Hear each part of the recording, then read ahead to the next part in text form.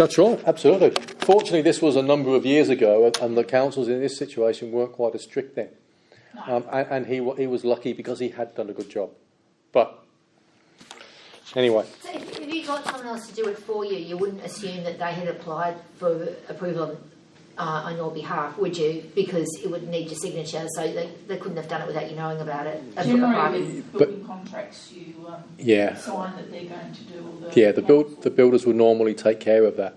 The builders would actually, part of their job would be to apply for the approvals, your council approvals and so on. But if they weren't applying for council approvals and they didn't know anything about it, then that tells you then that the person you're engaging to do the job is potentially not a very good builder. But we'll leave that one. Okay. So just moving on, we've got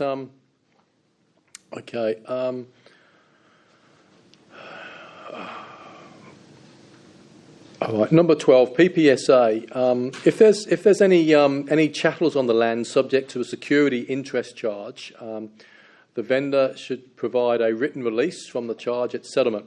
So any property other than land fixtures, including tangible goods such as vehicles, equipment, if there's any property, usually with this PPSA, you probably do a search on this to make sure. The register on the vendor to make sure there's no property affixed to the property which hasn't got a charge on. What you'd normally be doing is getting the vendor to ensure they pay out any goods at settlement. So, for example, if there's air conditioners which are on hire purchase and so on, and it's on a register, you'd make sure that the vendor would be paying out any of these contracts at settlement. Does that kind of make sense? So they leave it unencumbered. Unencumbered, then the property is then unencumbered. All right. So a search of that register you might ask the vendor, and they say there's nothing, but a search would actually indicate if there would be. Okay. We've got moving on. Yeah, just number 14. I'll just briefly take you to 14. The purchaser warrants that one of the following applies. The purchaser is not required to gain Foreign Invest Board approval or the consent of the Treasurer and the foreign to purchase the land has been obtained. So basically, if it's a foreign national and they're actually looking at buying this property as a purchaser, then we want to make sure that it's going to be subject to Foreign Investment Board approval, consent.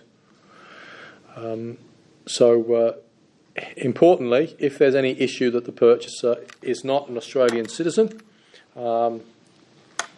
then approval may be needed. There are some exceptions for New Zealand citizens and spouses of Australian citizens or New Zealand citizens that are permanent residents who purchase as joint tenants.